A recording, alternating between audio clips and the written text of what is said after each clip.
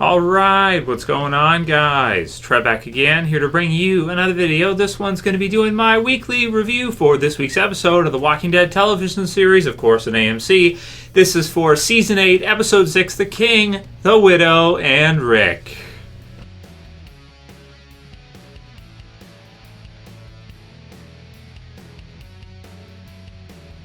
This is your show, huh, Michonne? Spoiler warning, if you guys have not seen this episode yet, you'll want to watch it before you watch my review. So, The King, the Widow, and Rick. It's a cool title for the episode, and this is our 6th episode of The Walking Dead Season 8. So it's pretty crazy. The season is just flying by so fast. We literally only have 2 episodes left, and then this half of The Walking Dead is over, which is really crazy, man. I mean, this is like one of the fastest half seasons to go by I think I've seen so far for The Walking Dead, just flying by. This episode was this is kind of, okay, so you have on one side of things, you have the bottle episodes that we saw a lot of in Season 7, where you have an entire episode at the Kingdom, or you have an entire episode at the Sanctuary, you have an entire episode with Tara and Heath for the most part. And they really section things off, they bottle things off, they don't have a lot of the cast in it, they just have a few... one location with a few of our Walking Dead stars. So we saw a lot of that in Season 7, and people really didn't like it. So they've switched off from the bottle episodes, which I think overall is good, and works out really well for the show, and I think it is better for the show. They don't bottle things off. This is kind of the opposite problem that you can run into with that, with having so many communities and so many different cast members in the series, where you have bottle episodes where you get a lot of progress for... one particular community, one group, such as the Kingdom, or, Alexandria, Rick and the others, what have you, whichever you're focusing on and bottling. This is the opposite now, where you see an episode where you have, a lot of different things happening, and with a lot of different characters in a lot of different locations, where, in terms of progress, it really feels like the whole episode go by, because we have really not had that much progress in any of the different locations, instead of seeing a Sanctuary episode where we seem to see quite a bit of progress there with a little bit of other things put in there. This one we get kind of to see, I want to say everybody. We didn't see the Sanctuary, but we got to see pretty much... every other group at least touched in with for a little bit. Not characters like you didn't get to see Morgan in this one, for example, but we got to see Carol and Ezekiel at the Kingdom with Jerry. We got to see Rick and the Junkyard group. We got to see those from Alexandria, and then we got to see those from the Hilltop as well. And as such, because they cram so much stuff into the episode, it just doesn't feel like it really progressed that much, like things move forward that much in this one, because we just got just a very little bit amount of film time with each group, and not overall moving ahead the plot that much, because you have just kind of touching in with everybody, seeing how everybody's doing, and then moving on to the next to some other group somewhere else. I mean, even the point where you got like Carl who's in here with Siddiq, which really you could put these scenes in just about any of the last few episodes you want to, and it would kind of fit in about as well as it did here. Just sections of it are so disjointed that it's kind of all over the place. So that said, I mean, there is some cool stuff in the episode. It's not a terrible episode. It's just a product of trying to do so much with so many different groups in one episode. But we did get kind of some cool action in this one. You had the Rosita with the rocket launcher, which was cool. Who blows up the Savior? Was it a rocket launcher, grenade launcher, or something of the sort? Anyway, a launcher that blows up, and blows up one of these random Saviors that her and Michonne run into that are trying to get these speakers back to the Sanctuary. Which, I mean, it definitely makes sense that they would want to stop them once they figured out what they were doing and what they were there for. And then kind of you have Daryl and Tara that kind of come in with the garbage truck, which was kind of like a switch, because at first you see it, you think, oh no, the Junkyard group's here, but they smoked the Saviors. What's going on? Are they joining, or what's happening here?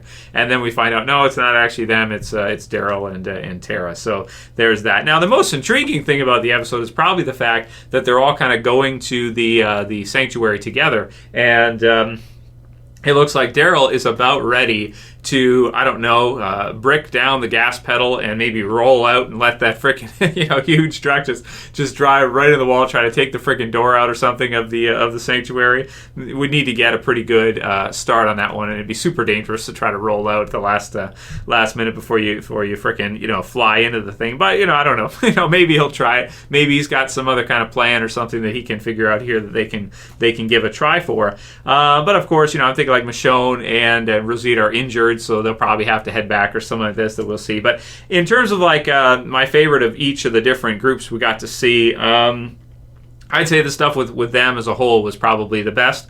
I did like also that Tara does still want to kill Dwight. She's not going to let him get away with what he did earlier. And that also Daryl wants to too. So we'll have to see if this all works out, which one is going to kill him and how this is going to go. So I liked everything with those groups, with Michonne, Rosita, with Tara, and Daryl. Those were some of the most, some of the best scenes of the episode, I want to say. Some of the funnest stuff, at least in terms of like the action stuff. You guys know I love my action stuff, so that was fun. Rick at the junkyard was pretty cool. You got Rick. He talks a good game. He shows them, he's giving a speech. He's showing them all the Polaroids, which I did think that we would see, and we did get to see, and that was cool. But it didn't work, right? Threats and dreams.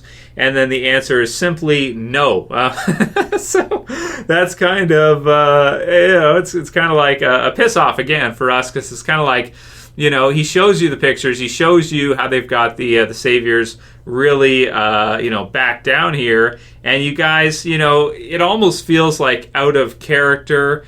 I don't know. Maybe they're just maybe at this point the junkyard group kind of wants out of this battle and out of this fight that's going on, and they just kind of want to be left alone and stay out of it. But then why would they take Rick captive? Maybe because he's threatening to kind of go after them if they don't help out. So Rick takes kind of a strong negotiating position with the junkyard group in this one, and alone by himself, and it doesn't really work. It doesn't really pan out. He kind of, I don't know, man. This is a tricky one. You would think that they would at least consider it. So it was exciting to see Rick discuss with them, and we kind of finished the episode off with him kind of in the big shipping container, just kind of like chilling there, and no clothes or anything. So there's that. So they end the episode off on that kind of note, which is a pretty good twist. I mean, it was in the trailer, stuff, so we kind of knew it was going to happen anyway. So for quite a while, but it was cool to finally, I guess, see that all play out. Notes at the beginning in the voiceover, so I thought was kind of cool. You've got Jesus who's feeding the prisoned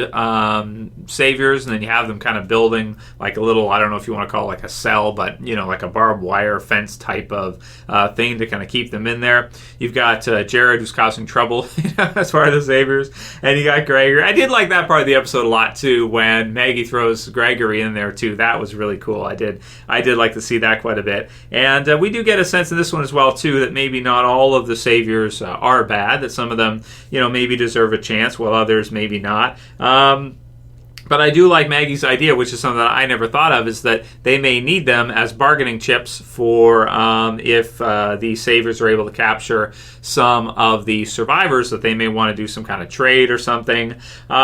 Still no mention of my idea, which is to, well, not really my idea, but you guys know, possibly to use them to fight back against the saviors. So see which of them are willing to fight back against Negan, and then try to use them, in that. But it's a super risky decision, and they could turn on you, given any chance. So it's kind of definitely a tricky one there as well too. So I like the stuff at the hilltop. I like the stuff with Daryl and Tara, Michonne, Rosita in this one. That was all good stuff. As far as the stuff with Carl and Siddiq, some stuff here that's really hard to comment on at this point, I feel like, because it almost feels like this is probably a topic for a whole video by itself, which maybe we'll do tomorrow, or maybe we'll do the next day, which is Henry from the Kingdom being set up to be maybe like a Carl 2.0 or something from the comics. So possibly making Henry the Carl that we never had in the TV series. Because if you look at it this way, Carl in the TV series up to this point, in the comic book series, Carl is a pretty badass. He's super badass. And in the TV series version, Chandler Riggs' Carl seems to be a lot nicer, a lot more reserved. If they're going to fight and go into battle in this war against the saviors. You don't see Carl going in there with Michonne, Rosita, the others, even though Rick told him to stay back. You don't see him going into battle. You kind of more see him going to help Siddiq in the woods. And that doesn't seem to me like something that the comic book Carl would probably do. That seems more like kind of a new interpretation of Carl for the TV series version, so Chandler Riggs Carl. So with how Henry is set up already in this one, which is really quick from the kingdom, comes out of nowhere as Benjamin's younger brother, but we see him not willing to sit back in this episode and just kind of let Carol go off and kind of do her own thing, but instead it's like, I want to fight with you, I'm going to go with you, and as young as he is and everything, which he actually probably is closer in age to the comic book series version of Carl than Chandler Riggs Carl actually is, because that's another weird thing. When we see him, I didn't get this from the premiere so much, but in this episode when I see him, I'm like, holy shit, did he grow up like 2 years and in 2 days in The Walking Dead? Like, it looks like Chandler Riggs is way older than he was in season 7 to me. I don't know why. He looks way older. He looks like 2 years has passed, in terms of real life time, in terms of growth time. Maybe he hit some kind of growth spurt, or maybe he's working out, taking some growth hormone or something. I don't know, but it's just kind of funny. And there's some stuff in there that to me I was like, wow, that's so meta, right? So we had the line before where Michonne was saying that this is your show, and I was genuinely scared for Carl in this one because like, oh shit, these zombies were pretty damn close, and he's helping Siddiq, they're doing their thing, whatever. And I'm like, would they kill Carl off just by having him bitten by a zombie in this episode? I was like, no, I don't think so. I just feel that'd be such a lackluster death if they were to do that. So, they didn't, but I was a little bit like, I'm not sure, man. It's kind of tricky. And then he gets the one where he talks about kids have to find their own way. And I was like, how meta is that? I'm just like crossing my arms like, I think about that one a bit.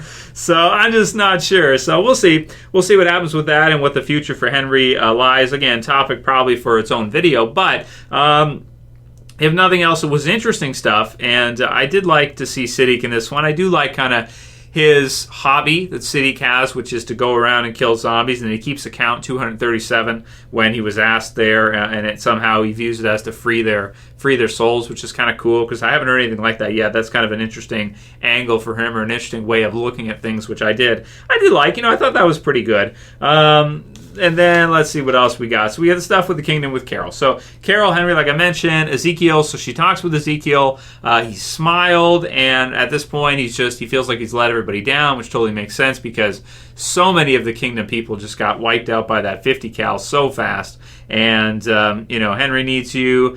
Act every day, still standing, fake it till you make it type of conversation. So we'll see. I hope that Ezekiel will get it back and Jerry will be there by his side to protect the king. So we'll have to see how long it takes Ezekiel to kind of get it back. I do think he will get it back, but it definitely makes sense right now that you're seeing him very depressed and very kind of sad after losing all those people that he, was supposed to be there to protect and to keep safe in the kingdom. He agreed to join the battle, to join the war, and now he's lost pretty much everything, including Shiva. He's got kind of the chains there as he's kind of talking with her. So, there's pretty good scenes as well there too. So I don't think, as I look through this all, that there really isn't that much in terms of like, that's bad about the scenes. It's just that the way that the episode is kind of put together is kind of all over the place for me. And then Jared's discussing possibly taking over the hilltop, going after it. You've got some scenes with Eric here. You've got one with Maggie and the baby, which is good. And, Aaron leaves because, of course, Eric is dead now, and Enid goes with Aaron. And Aaron's kind of mourning after the loss of Eric, and Maggie is kind of telling him, no, it doesn't get any easier with time. It still sucks all the way through, but, I don't know. So... yeah, and then we kind of zoom out with Rick inside the container. So in terms of score for the episode, I feel like I don't want to be too harsh on it, but I'd say like maybe I'll go with an 8.8 with this one. It's a good episode. Like the scenes are all pretty good. It's just that maybe I'm hoping for more. Maybe I just want to see like an extended episode with more stuff. But maybe just lacking a little bit in terms of a substance of its own. I felt like they tried to put it in there with the rocket launcher, but it almost felt to me like they were trying a little bit too hard or something. I'm not sure. Anyway, that'll be my review for this week. The King, the Widow, and Rick. It's not a bad episode. It's just there's so much in it from so many different characters that it feels like it doesn't know what it is. It's a spacer. It's like a spacer episode that gets us set for a big mid-season finale, which it does look like this one could be, and looks like it's going to be very, very exciting. So let me know what you guys think. Write your comments below. What did you think about the episode? How do you feel about Henry? What do you think about Carl? What do you think about Daryl's plan here? Is it too reckless? Is he going to get everybody killed? What's going to happen here? And what do you think about Rick and how long the junkyard will hold him? Or if the group's going to be able to rescue Rick? Because it's like, what the hell, man? He's in this situation now. And they're just not, the junkyard group, just not playing ball at all. They screwed him over. Rick's willing to forgive it. And yet they're still not willing to even let Rick go and just let us say, okay, keep us out of it. Go battle. We'll stay out of it. Do your thing. No, they're just like, lock him up, whatever. I don't know, man. Like, their position kind of pisses me off. It's like you're not staying out of the game, but you're also not in the game. And that frustrates me. It's like, make up your damn mind. Get in the game or get out of the game. One or the other. Don't this half in, half out type of deal, which it just frustrates me. I don't know. So that'll be it for today's review, guys. I'll be back in about an hour for the predictions. And once I find out, because I still don't know who the crossover character is going to be for Fear of the Walking Dead, we'll do a video on that again soon. So if you like this video, please don't forget, thumb it up below. You can share, you can favorite. And if you're new and you want to subscribe, oh yeah, that's right. I'm giving away shirts this week. I forgot about that. Yeah. So this week we'll do the black one. I survived the holiday. So all you got to do to enter is be subscribed and leave a comment, maybe with what your favorite part of the episode was, what your favorite group was for the episode. You guys know what I mean. Like which ones did you enjoy the most? Which part did you enjoy seeing the most? And that'll be it for today's review, guys. We'll see you again soon for another for the predictions video and then the Q&As. Leave your send me your Q&A questions. So for this one, see you guys again soon for another. As always, it's Trev, and I'm saying peace. Later, guys. See ya.